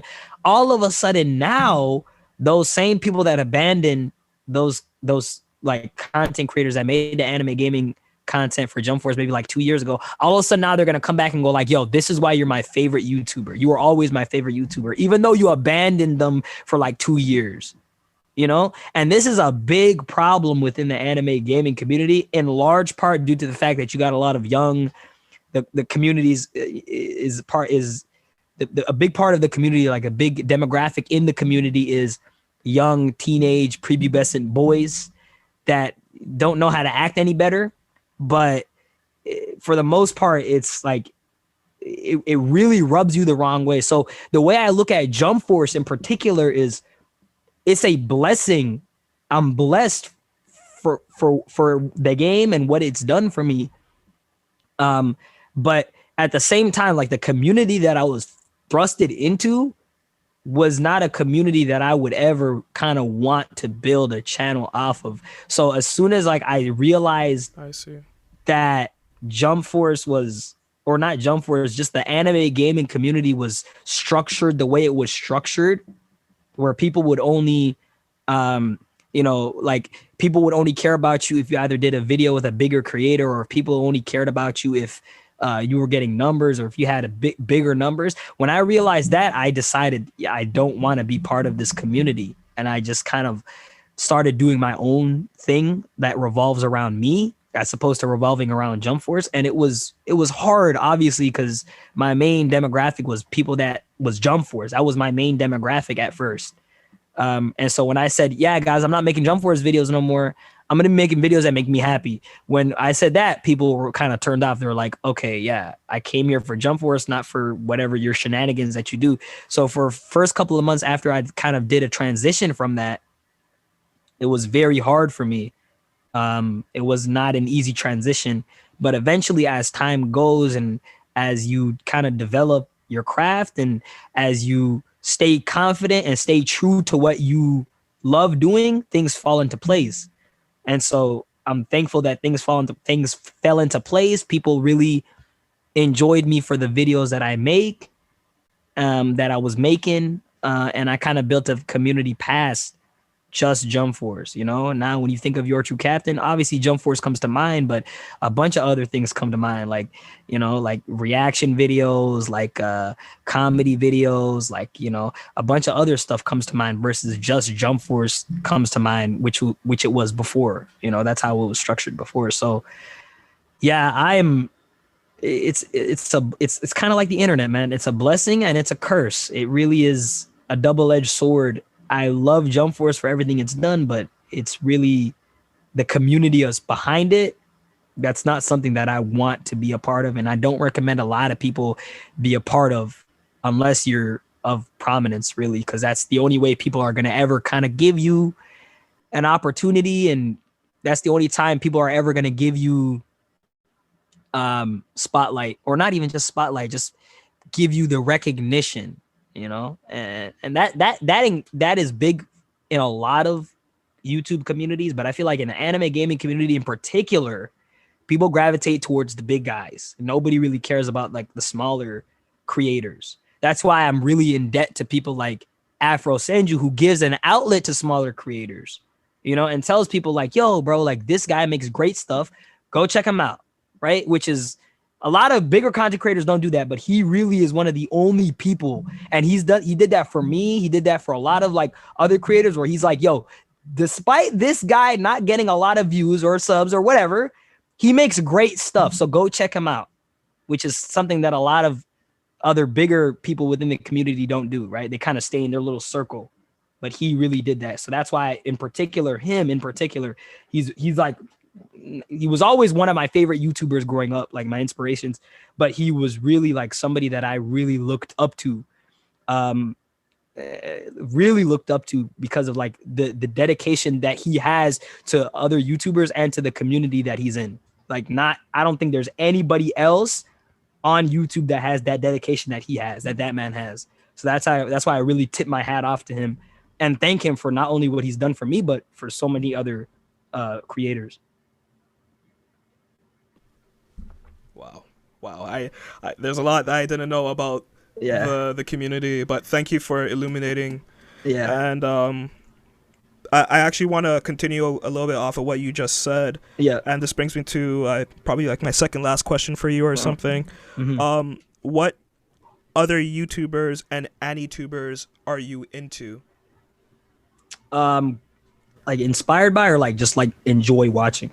Really I enjoy watching. say let's go both, and maybe if you want to shout out any like smaller YouTubers as well, this would be a great time. I'm okay. It's funny because back before I started doing YouTube, back before I was like a big YouTuber, back before like I even thought about doing any of this, I really liked. Just like everyone else, I really liked watching content. Like really liked watching YouTubers. Every single day. I remember I was 12. I was in the 12th grade. Like I was about 17. Every single day in my last year of high school, I would come home to either watch the new Etika stream or like I would watch an Afro Senju video, or like those are my two favorite like people, right? And I really like those two, like in particular, really like you can see the inspiration that it puts like on me, right? Those two in particular like, really inspired me to make this stuff that I'm making now. But then afterwards, like people like King Vader, Lean Cuisine, RDC World, they inspired me to make like skits. I really wanted to like be a big, like early on in my channel or early on in YouTube, I wanted to do skits. I wanted to tell my story through skits. A lot of people don't know that, but like I have a whole second channel dedicated to skits that I uploaded like years ago, right? And I really love skits. That was the inspiration for skits. Came from Lean Cuisine, King Vader, and RDC World. I thought it was like amazing the fact that these guys can kind of like dress up and as different characters, become different characters, act as different characters, and tell their story. I always wanted to do that.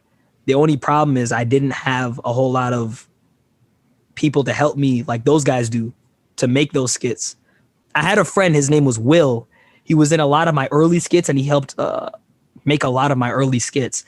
But then he had to move away to go to college when we were like finally going to college. He was going to one that's a little bit, to the east. And so it was hard to just make skits by myself. I still made them by myself, but it was particularly hard to just like sit there and kind of make skits by myself because I couldn't do everything. Had to be on a tripod. Nothing could be like filmed while I was moving. Like it was really hard. And so then I realized like, okay, like skits, like I might have to put this on hold a little bit. So then I started doing stuff that makes me happy. Obviously, I found Jump Force and I found everything that I'm doing right now, currently on the channel, YourTrueCaptain channel that I'm on right now. And as I've been progressing through this journey, I've met like a lot of content creators that have made like stuff that is like arguably some of the best videos that I've ever seen. So for instance, obviously there's people that I look up to that make like great videos. Afro Senju obviously is a big creator that I think makes amazing videos. Rhyme Style makes great stuff. Even more like low key tubers like my boy one of my homies, his name is Pervy Sage, who makes Naruto videos. Really well done, well edited videos, right? Very well done, well edited videos. But part of being on this journey and meeting a bunch of different content creators is the beauty of it is the fact that you meet like all different types of people, right? And so like on this journey, like all the people that I've met have really kind of showed me like how different content can take different perspectives. And so there's obviously like people that make great stuff like the Monokage. One of my homies, his name is Mr. Energy. He makes like really cool documentary style anime videos and he analyzes them to the bone. And regardless of like the numbers, like all of these people, some of them like never made like in my entire YouTube, right?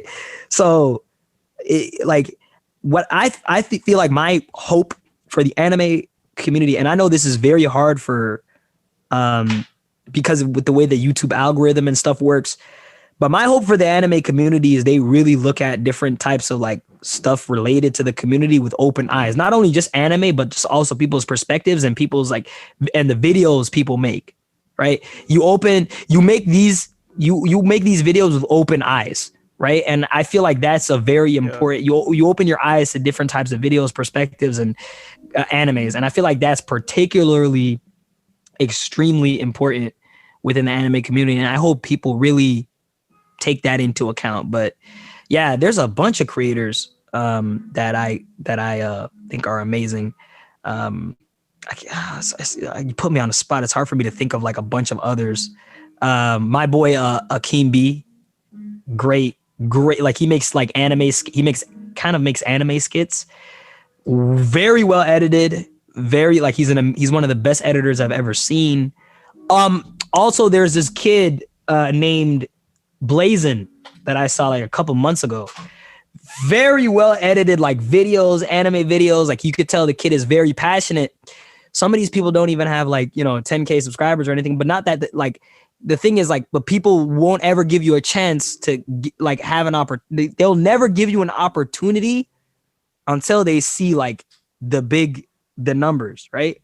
And I hope that the anime community doesn't do that, because some of these guys that be making these videos, they don't have they got something to prove, like for example, like some of these guys like some of these guys that I mentioned, like the Monokage, Blazing, like these guys make very well put together videos, very well done editing, everything is beautifully well done, but I don't feel like they get the recognition they deserve. Maybe they get recognition for like 2-3 days, and then people go like, okay, that's cool, moving on to the next. So in this space, particular in the anime community, anime gaming community, whatever you want to call it, in this space that we're in, there's a lot of very talented content creators and YouTubers that I'm coming across every single day.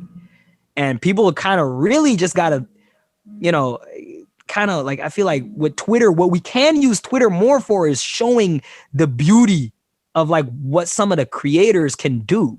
You know what I mean? As opposed to just like yelling at each other and I don't even know what they do, sending death threats towards each other. This is like what people are using Twitter for. No, use this platform to like show the beauty of what like what people can create.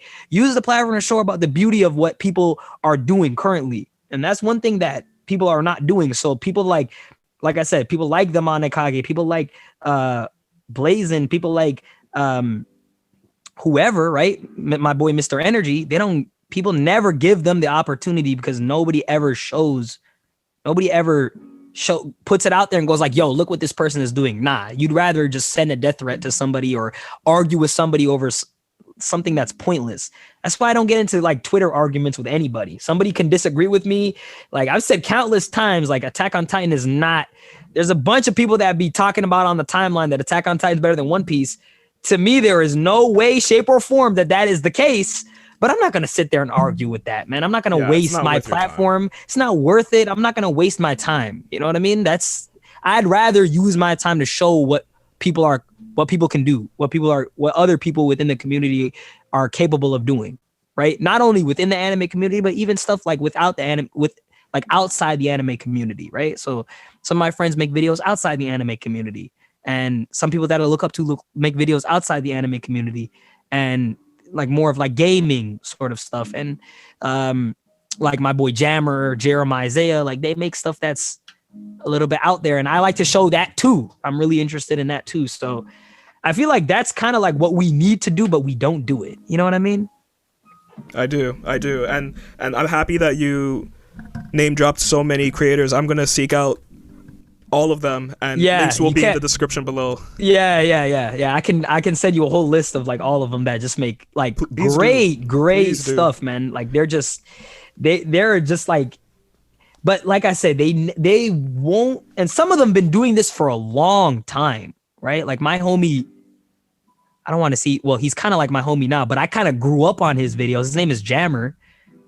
I used to watch his videos when I was like 14, right? Used to always watch his videos when I was like 14. He used to make videos on different PlayStation games, stuff like that I was really interested in at the time. And he makes very well like put together discussion videos, gameplay videos, whatever. But people will never ever sort of bat an eye because they're too busy worrying about this, worrying about that. And he's somebody that I watched growing up, but he's sort of developed into somebody, I still look up to him. But he's somebody that is kind of like developed into like a homie of mine. And so, yeah, there's a bunch of creators, man, that I hope like when I the more I kind of progress with my journey, the more I can help, or not only just help, but just like make stuff and just do stuff with, and just create with all these people that just are like amazing creators, you know? So that's really my dream. That's really my goal. So I'm happy to hear you say that too, because like you said, there aren't many content creators that look around and want to give shout outs to others in that space, especially within the anime community. That's what I try to do on my channel a little bit, and I'm hoping that, you know, as time goes on, we realize that we can re-aim our efforts from hating on artists to trying to build up one another. It takes so much more effort to tear down, but it takes so little to show love. Yeah, exactly. Yeah. Exactly. But it's not even just shout outs. It's more of just like, it's not even, because I feel like shout outs don't really do you justice, right? The people are just going to go over and go like, okay, I came here from blah, blah, blah. I feel like it's important to really show like the art that somebody makes. Some of these guys make such amazing stuff. Like, it is art like that I be watching. It's not like I'm not watching a video. It's like, bro, I'm watching art. My homie, Mr. Energy, he makes art. He doesn't just make videos. I can see the dedication that goes into what he makes, because they're like documentary style editing, documentary style voiceover work. Like, literally, like the dedication and the effort that goes into these sort of things is like absolutely incredible, right? So it's like, this is art. A lot of these guys make art. They don't just make videos, you know, and people got to really just like, you got to just show it as art. You know what I mean? And I feel like doing a shout out doesn't really give justice to the art that some of these guys are able to make, legitimately like able to make, you know? So obviously showcasing the art, but also working with creators, that also helps, you know? But you know, with the way people are nowadays, like everybody kind of has egos on the internet. I mean, if you make like, I watched a couple of your videos before I came here, and you make some great, like your interviews are well done, and you have like a vast amount of people that you've done interviews with, right? Like your questions, the people that you choose to bring into the interviews, like it's very well done, but people will never take those small little details about what you do and go like, okay, yeah, this guy, they more will look at it like, if you were interviewing Travis Scott, he's interviewing Travis Scott, bro. Like, that's, you know what I mean? This guy's a legend, as opposed to like what you're capable of doing, right? Because a lot of the stuff that you do reminds me a lot of some of the interviews, like No Jumper, DJ Vlad, like they, like those are literally my influences. Wow. Yeah. Wow. Okay. Yeah, because and the way thank you that so much, man. I appreciate. Yeah, the way that you structured it, like the way that you have the interview, and then you have snippets of the interview talking about like certain parts, reminds me so much of like No Jumper or like DJ Vlad. So it's like, yeah, people really got to take that into account. For me, it's not about how big you are, right? It's about like the art that you can create, the stuff that you're able to do. You know what I mean? And so that's why I've also decided, like, I also like with what I do, I like to take people under my wing. Like there's this young kid that I kind of took under my wing when he had like, when I first found him, he had like about 30 subscribers, and he made this sort of dance video to Persona, like to when Joker was confirmed for Persona 5, Joker was confirmed for Smash Bros. Ultimate from Persona 5.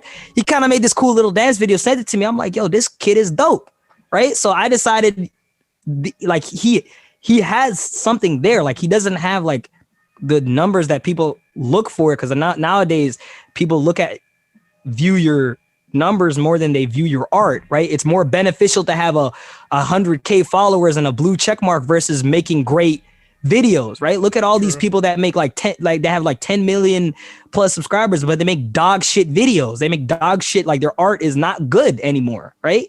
So it's like people value like your numbers. They value your numbers. They give you, your credentials are based off of your numbers versus your art. I don't like to look at it like that. So I took him under my wing, and now he's like, he made like, now the videos and content that he's making, first of all, like his channel is doing very well. But like the content and the stuff that he's made is like improved 10 times over.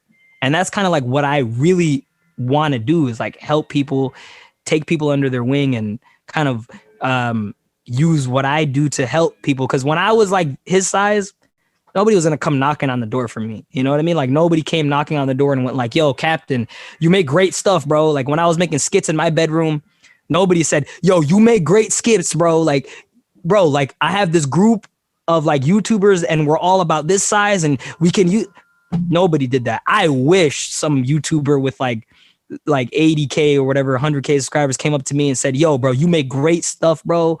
Like, here's my Discord.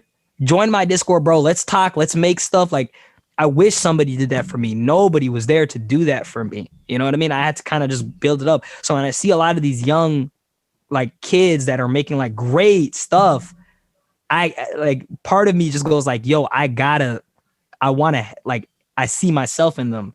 I want to help them out. So especially if they make great stuff. So I do my best to kind of take them under my wing, and particularly with my homie, like my little bro, Majestic Son, took him under my wing and sort of, and now he's in the best, I'll say arguably the best time on YouTube he's probably ever been on, you know? Like he's getting recognition from all different types. Not only that, but just the videos that he's making is like some of the best videos I've seen from him ever. So it's like, it's a testament to where like, if you help somebody out, you push them, you take them under your wing, good things happen to people. But, you know, some people got to get it the hard way and some people, you know, kind of get it a little bit more easy. I don't want to say he hasn't worked hard. Like he's definitely worked for what he has. But you know, he's obviously taken advantage of the opportunities that he's gotten too. You know what I mean? And I just maybe like when I was like, maybe part of me just says, and I tell this to him all the time, part of me is like, yo, maybe when I was a little bit smaller, if I had opportunities like that, you know, the skies might have been the limit for me. But, you know, I'm still thankful for everything that I have. And yeah, we just need to sort of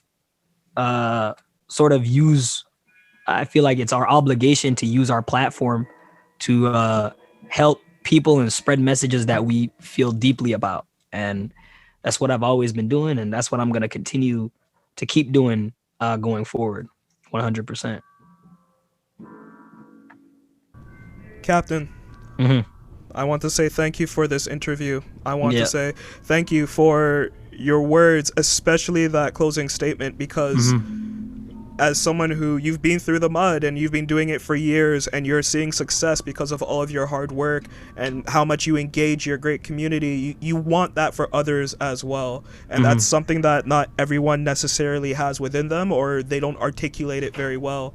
But you coming on my channel today, like, just telling your story and telling other people's stories and letting everyone know that it goes deeper than views. It goes deeper than the clickbait titles and the thumbnails. That there are people behind this. They're creating real art. They're spending their time and their effort creating something that we all love. We all love video games. We all love anime. We love manga, and we can grow as a community. I know that anime being mainstream now means that throughout the 20s and the 30s, it's going to keep on getting bigger and bigger. There's no stopping it. There's no destroying it. But also the fans need to work with each other. So when we create content, we can elevate everyone, and we can make anime more enjoyable. There's been valleys, like I said earlier. There's been peaks and there's been valleys with everything. But I think that there's way more peaks and heights coming if we just do what you pointed out, that we look at each other's work and we try to elevate one another.